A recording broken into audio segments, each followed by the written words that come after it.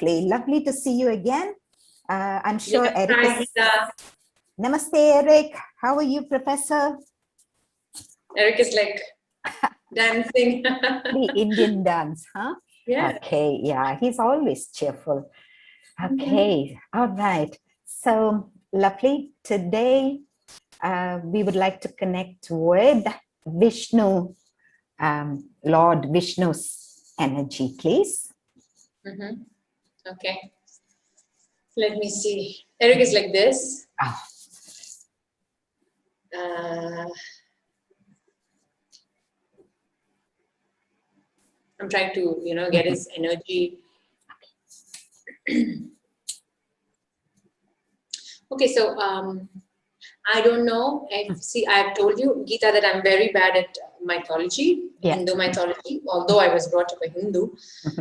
So I'm getting a very similar kind of energy, similar to Shiva, Oh, but to a more, if I have to put into human terms, to a more masculine form.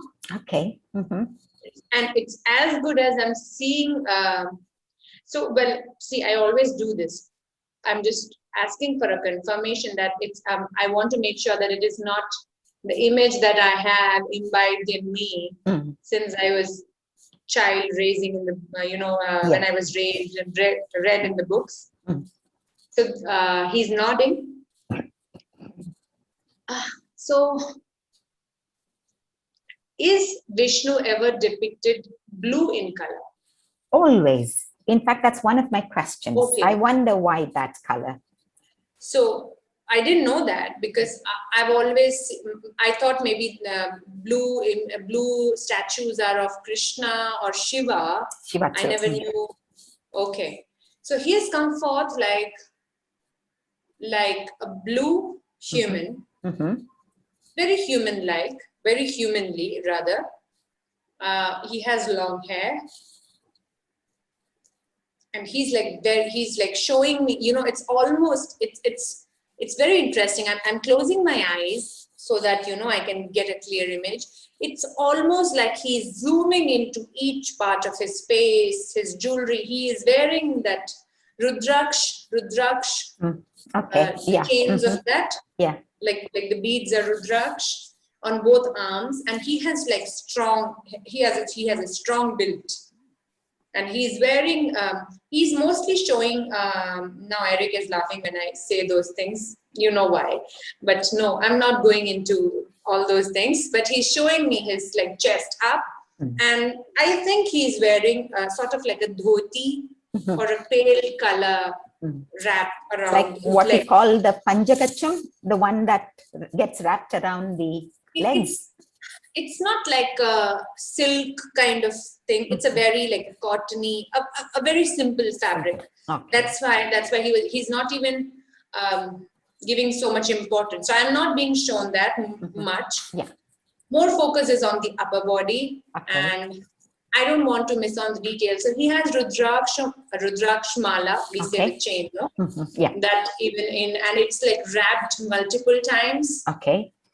And I can see 2 tight wraps here and almost many, it's almost like, multiple layers. Chains have been thrown. Yeah. Yeah, multiple layers. Okay. At least 5 layers. Wow. With long ones. Any significance for all those layers? Rudraksha has a certain kind of energy, he says. True. I don't know how that works, but he says Rudraksha keeps you sane. Like mentally, he says. Stable. He's also mentioning grounding. Okay. Grounding. I know that Rudraksha has certain benefits. True. like crystals and all. Yeah. I've seen people wear it for various reasons, but I didn't know that personally. Yeah. And he's also mentioning the trees. Rudraksha, if I'm not wrong, it's a seed of a tree, right? I think What so. is it actually? It's so he's seed, mentioning, obviously, he's from the jungle. And it's almost like he himself picked up the beads. Okay, and made And them he's showing into. me a huge tree. I've never seen a Rudraksha tree, where it comes from. I have no idea, Geeta. But he's showing me like leaves fallen, and on top of that, these seeds have fallen. And he's, wow. He's almost showing me like he's like, oh, this is Stringing like a them fruit. together? Stringing them together? And before that, it's almost like rotten fruits are on the floor. I don't know where it exactly, if it's a seed or it grows as it is. We'll have to do some research. Yeah, usually they don't drop dry like that, I presume. Like neem It's tree inside fruits. something. Neem tree fruits, yeah, something fleshy surrounding it, and probably you'd have Yes. to, like even almond fruits, you may have to remove the fleshy parts in order to Yes. get at the stony part. So Yeah. that's what he was showing me, like, peeling it. Yeah. And then, and he is almost, he has made like on his lap, he's like, like a part of fabric. He's just using it as a carry bag.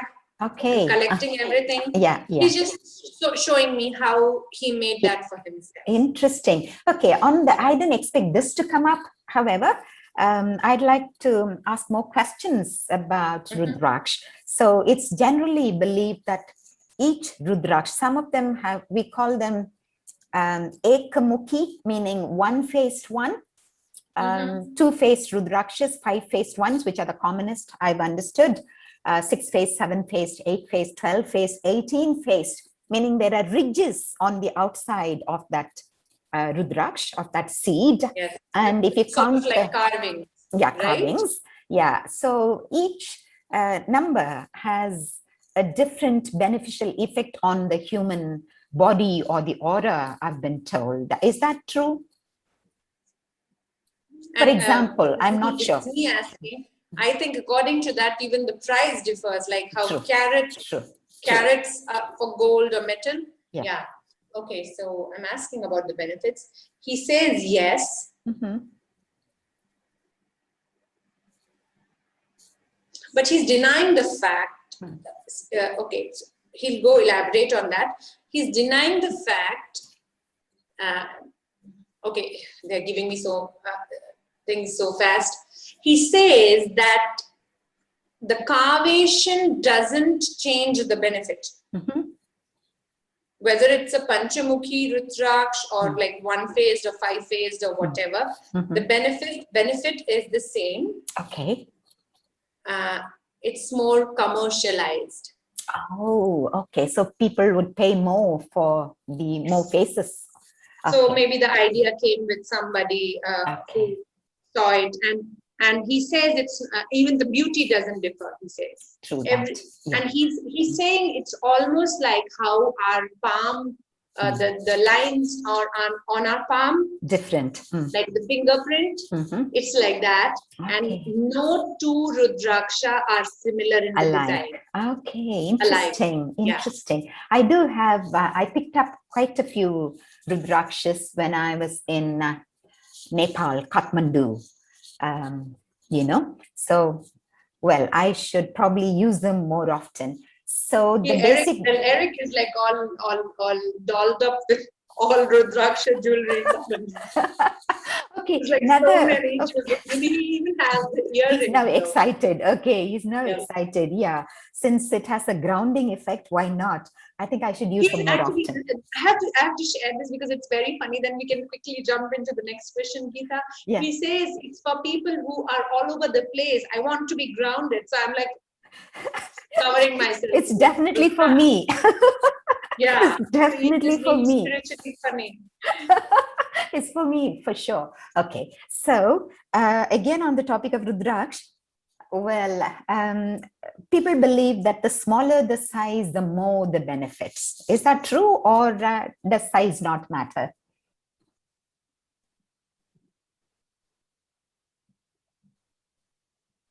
Okay, so this is Vishnu telling. He's saying there is a time period when it takes the full form, when maybe the fruit ripens or something of that sort, that it is fully formed. once it is fully formed, it has its benefits. Oh. It doesn't matter whether it is like a fully grown, but still the size is smaller. So once it reaches a certain, like how he says, like how we harvest crops. Yes, when it's ready. Yes. When it's ripe. So ripe. The wheat, when it is harvested, different grains might be different in size sometimes, but they are all ready. Ripe and ready. Okay, I get it. Yes, I've got tons of them. I'm going to use them for grounding. Okay, all right. So now, Vishnu, you know, your followers, Vaishnavites, they believe that you are source, you are God, the supreme being. And what led them to believe that you are source or the supreme being? Did you possess any superhuman qualities when you were on the earth plane, or did you perform any miracles? He says, well, I am, aren't you? Oh, of course, no, but we are a tiny fragment of God, but not source. It's himself, herself, themselves, whatever. But people believe, Vaishnavites believe you are the ultimate source, Param Jyoti.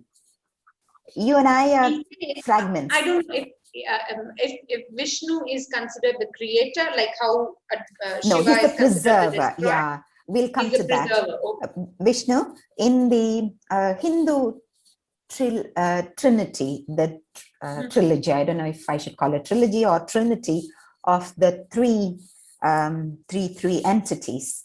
Vishnu, you are the preserver, and Brahma is the creator. Brahma is the creator. Yeah. Vishnu is the preserver, and Shiva is the destroyer. And so why have you been attributed that role as that of a preserver?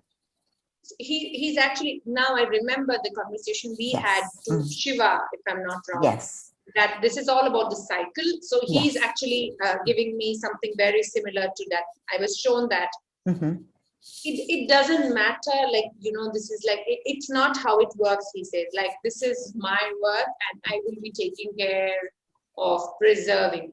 He's talking about the energy exchange that is constantly happening between humans, aliens, source, you know, and source trying to get an experience of physical life from people trying to understand their soul. So this is all preserving what is happening.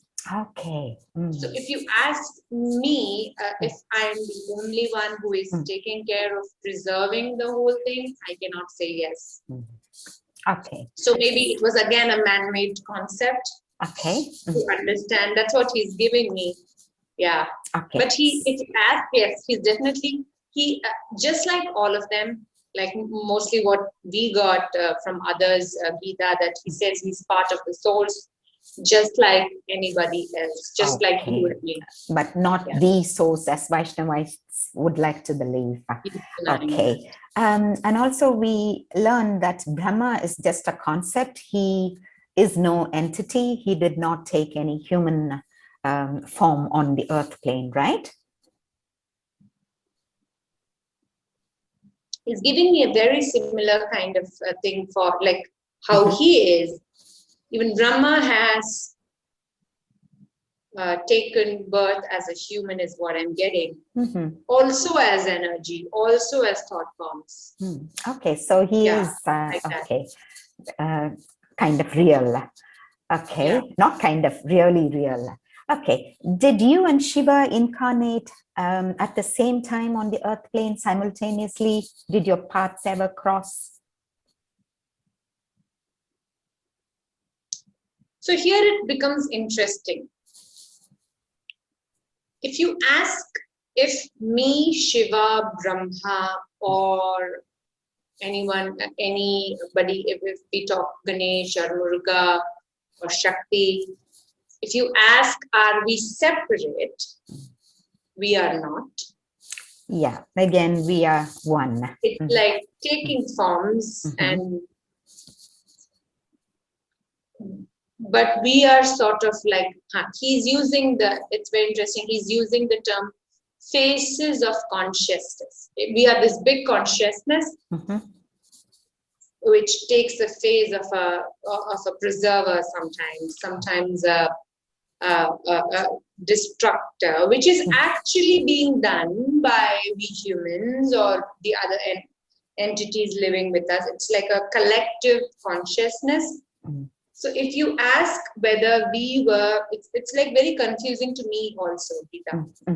It's almost like it's not that two humans taking birth in different planets. That's not how it ever worked.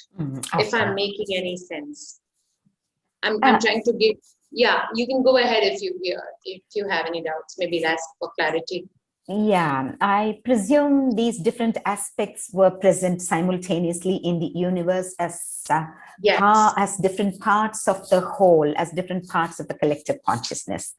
And Erik is chiming in like, I can thank 50 people at a single time, like the word omnipresent. Yes. But it's more than that. Okay. You know, yeah, it's just not being present, it's experiencing, and yeah, so it's a vast concept that which might not fit into our human minds. I know, I understand. All right, okay. Is Lakshmi, was she your consort when you walked the earth plane, Lakshmi?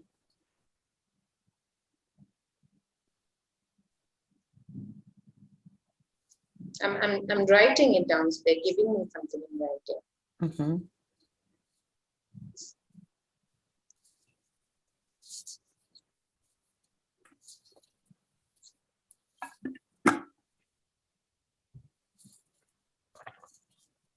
Yes and no, he says. So he has walked the earth plane multiple times, but she was not always, Erik is like, she was not always around. So, yeah, I love a sense of humor. Yeah, okay. So Lakshmi is considered to be another form of Shakti. Would that be correct? And Shakti and Shiva merged themselves, their souls, to become Ardhanarishwara.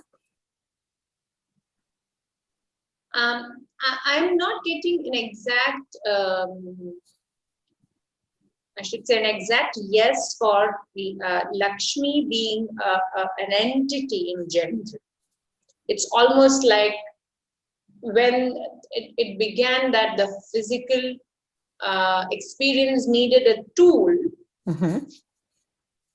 which was money or wealth, you know, like a tool where, like, when people were not okay with only exchanging energy, there was a need for something tangible. Then money came in. I mean, after the barter system, so it was the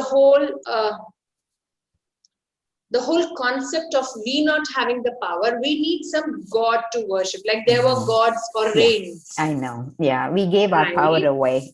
Yes. So that's how the whole concept of Lakshmi was created. Like there is this goddess who gives us money. Yes. Or, okay. You know, yeah. So I'm not getting a yes for she being an entity in general. Okay. So probably like Saraswati, she only exists in the consciousness of the human mind. Like Saraswati is for knowledge, right? Yes. Yeah. Shakti is for real. We've interviewed her. Okay. So the name of his consort in one of his incarnations was Lakshmi. Was it a name for his wife? He was, okay, so we are gonna get some interesting comments this time, Geeta. You know, check out the medium.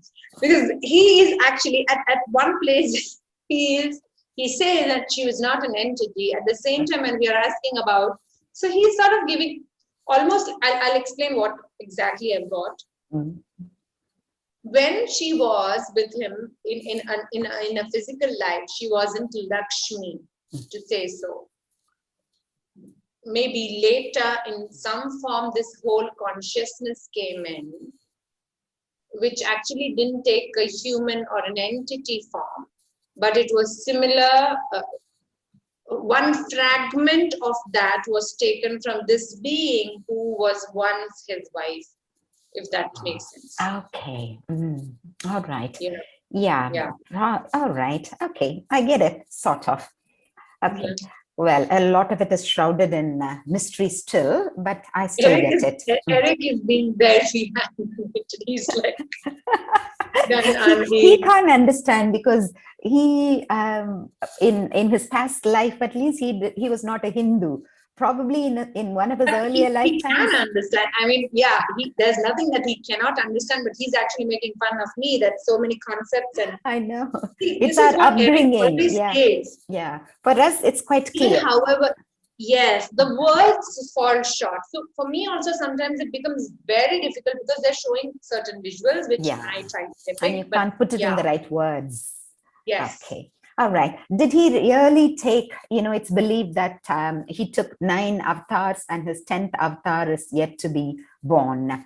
So when they say that, does it mean that like you and I took thousands of incarnations, reincarnations, his 9 special avatars are being referred to? If you're asking, were these avatars? Okay, so how does avatar work? Are they like different lifetimes spent by a single energy? Yeah, exactly. Or do they I think to begin with, he was a fish, and then he was a tortoise. Tortoise. He was a tortoise, and then a boar.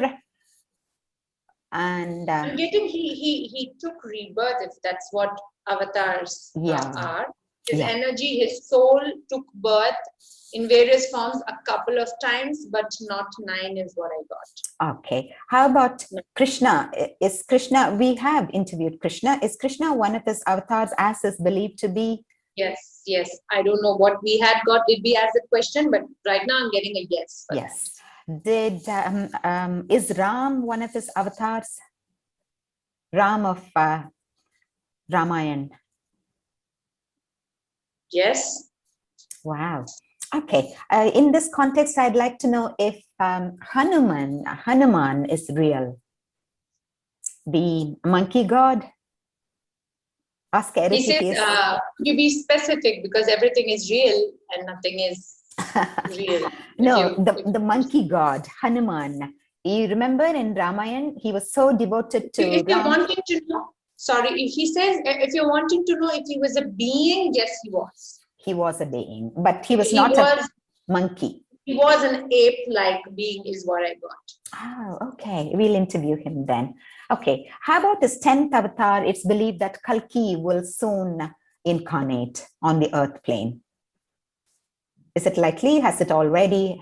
I mean, some people believe it has happened already. Erik says, been there, done that. She's already come and she's been here.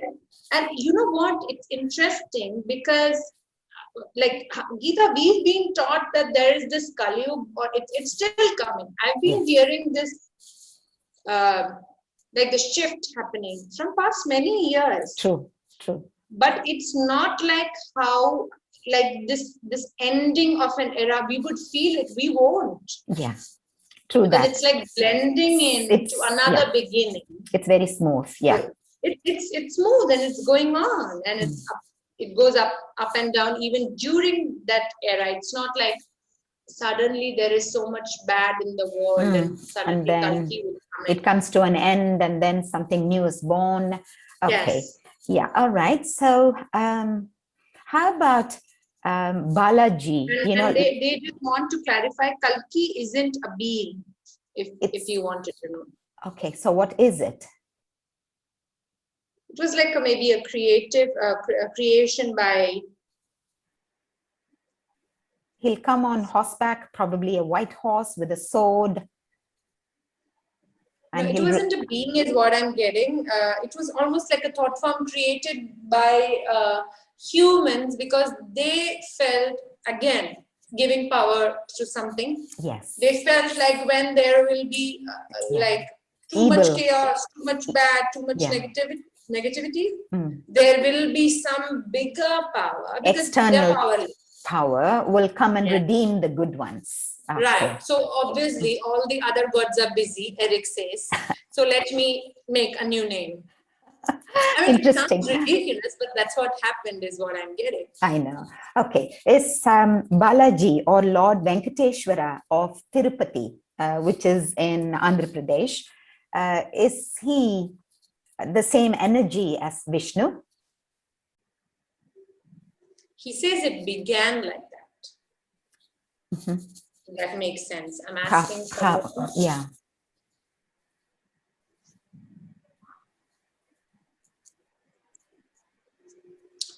This is actually sad, and I don't know if this could get controversial, but initially I was getting these things, but I was trying not to say, because I was feeling it was very personal to me. I mean, it's my ego speaking. But then I'm getting something very similar. If I'm not wrong, Geeta, Tirupati is one of the most commercialized temples. It's true that. Right? Yeah. Whether it is, okay, a lot of controversies. Whether it is the whole hair donation. Yes. I don't they know. Make money out of that. Yeah, they make money out of the hair donated there. They make huge wigs. money out they of make that. Wigs.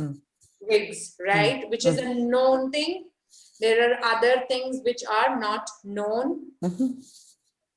And the money that is put into the whole worshipping doesn't solve the purpose when there are so many I know, people starving. Yes, I was not getting the word. I've often said this to my friends.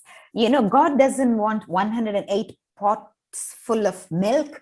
God doesn't want all that gold and the diamonds and everything in which these pujaris, the priests, dress him or her up in. God doesn't like all those things. God would be much happier if we went out and gave that milk to the poor, or gave that money or clothes to the poor. Yeah. I personally believe. Vishnu says it's fine as long as he's talking about idol worship in general. It's fine as long as you are giving energy to a rock idol. And just thinking, just like how we worship crystals, but crystals have energy, but after a point, even a rock idol gets energy through thought forms, constant belief. So it's fine, because there is a group of people coming in, so the energy grows. But to what extent? People standing in huge queues for hours, leaving all the work that has been given by Saint Vishnu or the god that they are worshipping. Yeah. I mean, so that's why he said it began with. So he was worshipped, and that's how maybe the whole, I don't know how ancient is the temple. So it was him in that place who was worshipped. Yes, I mean the person, I don't know if it was a body of members or one person, but the god or the being that was started to be worshipped was Vishnu. Vishnu, all right. Okay, so what led to him being worshipped? Did he have, like Christ, did he perform miracles, or did he just meditate and teach people how to focus on God, how to go inwards? What quality of his led to him getting deified? Wow, it was almost like a shrine, if that makes sense. Like he was this human, he was walking around in this human form, and his forte was strength. His forte was strength, and that's why he has this masculine the physical stamina. Yes. Okay. And he used to be like many other ancient beings that we've talked about, which are mentioned in the mythology.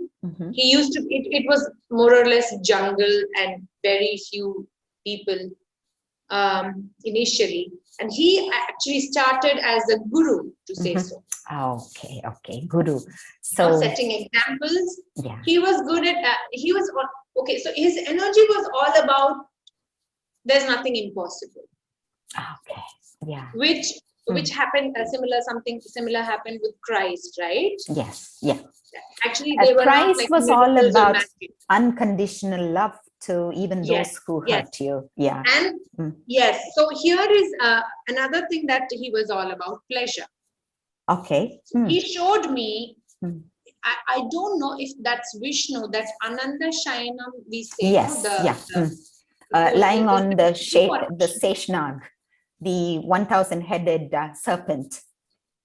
Yes. Reclining on that. A 1,000 head. Yeah. It's supposed to have 1,000 heads. Again, what's the significance of reclining on that? Relaxing? He is almost like a worry-less being. Like, yes, yeah. Erik Without says, a care in the world. Erik says, do your shit and just forget about it. Actually, my husband does that. Yeah. And it's always better than not running away from your responsibilities and just, being, Okay, so he believed in that, huh? To Yes. just do your duty. Yeah, basically the Bhagavad Gita is all about Kadmanyeva adhikara haste ma paleshu kadachana. Do your duty and don't worry about the results. Yeah. Yes. All right. Okay. Why is Tulsi holy to Vishnu or Krishna? Tulsi, the holy basil. Okay, so I don't know if it's mentioned in any of the old texts, but when he was rather a guru or the preacher, or when people used to come to him for advice, there was some sort of plague or a flu. Oh, okay. In which so he always gave them personal advice, which he learned accidentally living in the woods. Okay. So he knew that chewing on to tulsi leaves had some medicinal properties. Herbal benefits, and it builds your immunity, it heals the body. Yeah. So that's where the whole he tried making the concoction and giving it to the people, and it healed people. So again, whichever heals, whichever helps, the power goes away, and you start worshipping even the herb as a being. True. So they now offer it back to him. Okay, thank you for giving it to us. We give that right back to you. Okay, in gratitude. Okay, so basically these are the questions that I have. Is there, and again, he started off with his blue color. What is the significance of showing himself in blue? It's very difficult, Geeta, when you have partial knowledge of the things that you're actually asking me. I'm talking about myself. Like I told you, like I'm not good at mythology, but I still have pictures and things. So it's very difficult for me to, keep my ego away and just, so I'm like, that's why I'm taking some time when I'm answering your question. So he is talking about a snake bite. Okay. In the jungle, which turned him blue. Okay, fair enough. But I guess he's associated with snakes and stuff, even in mythology, right? Yes, definitely. He's supposed to be reclining on that snake, all coiled up, and it's got 1,000 heads. Okay. I think the name is Seshnag. Yeah, here is his story. Like obviously he was living in the jungle, so he said a couple of snake bites. Some were very subtle, like maybe the poison, the venom was not that strong that it would kill him. And it is a fact that if a person constantly we develop anti-venom to the the body starts not reacting to it in a bad way. So it happened with him, and he was all about I told you, like, the strength and stamina and all what your body can do, and nothing is impossible it was all about like, that's why, and they're giving me so much. So he was all about like, nothing can defeat you, even a disease, even a snake. That's why he's been shown on, you know, on a large scale, snake, and even 1,000 of them cannot kill him. yes. So, Right. which is a fact because it's all in the mind. So he was that kind of energy. And he said, actually, but it happened due to the multiple bites, his body had started getting, the color had started becoming bluish. Okay. So this was real. Okay. All right. Interesting. And it reached a point where he could heal people with snake bites because he had done so much. He says, I was my own guinea pig. Interesting. Okay. Yes. So now he can be considered an ascended master, right, Vishnu? You can say that. Okay. So then his responsibility would be that of a spirit guide, right? Yes. What exactly do spirit guides do? How do they help their mentees? Because I can hardly communicate with my spirit guide. I'm sure Erik is trying to help me, but I can hardly understand the way they communicate with me. So if we cannot understand them, how are they going to help their mentees? I'm sure he's one of my spirit guides. I know it for a fact. That's why my interest. No, so he's asking me to ask you, do you need tools to understand them, or what exactly do you want? What do you want? In which a human mind can understand the messages that they're giving me. Do this, don't do that. Like write me an email every day, I'm kidding, or a text message every day. Yes. So this is what Vishnu and Erik simultaneously giving me. You need to turn the switch off, which means it's very difficult, which means the filters, yes, the blocks that we've been conditioned with. You need to undo that to start receiving messages, to understand messages, to make sense of messages. Like, for instance, time, pace. Meditation, calming the mind. Yeah, meditation and mentally doing it repetitively. That you're talking about a lot of things, Geeta. We think there's something, and this is even me talking, even though I do what I do, but still, Erik always tells me, you are not able to see me because you feel you cannot see me. I mean, I don't see him with the naked eye. I can see him otherwise. Because there's still a filter that tells me maybe this might spook me, or I'm a human. So we don't forget that we're humans. Yeah. So they want all those conditioning to be erased, to make it easy. Otherwise, you don't need anything else. There are like all sorts of tools which we know, like automatic writing or meditation, or even other tools of divination. Yeah. Okay. So does he have a message for the earthlings, people like me? He's talking about the current scenario, the whole COVID thing, the whole pandemic.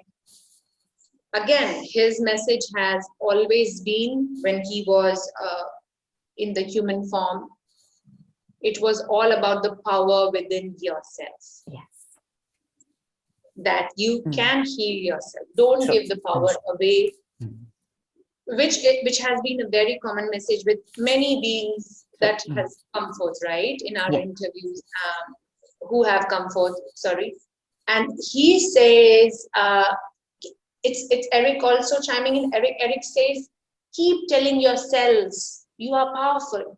Yeah, you're I know. Powerful. Yeah, I know. And he's talking about keep telling yourselves. I mean, the tiniest part. Yeah. And he's talking about the power of repetition. Oh, okay.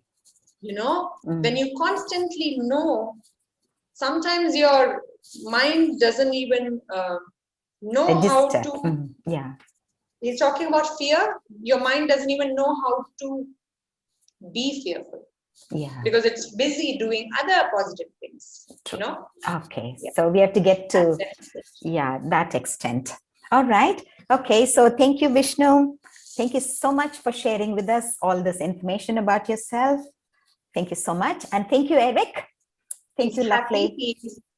He is Vishnu is again, he's like very humbled, and they all like coming forth and I know. having a conversation. Okay. So thank you all. Bye. Okay, bye bye. It was Bye, nice talking. lovely. Geeta. Bye, Bye bye. lovely. Bye. Take care.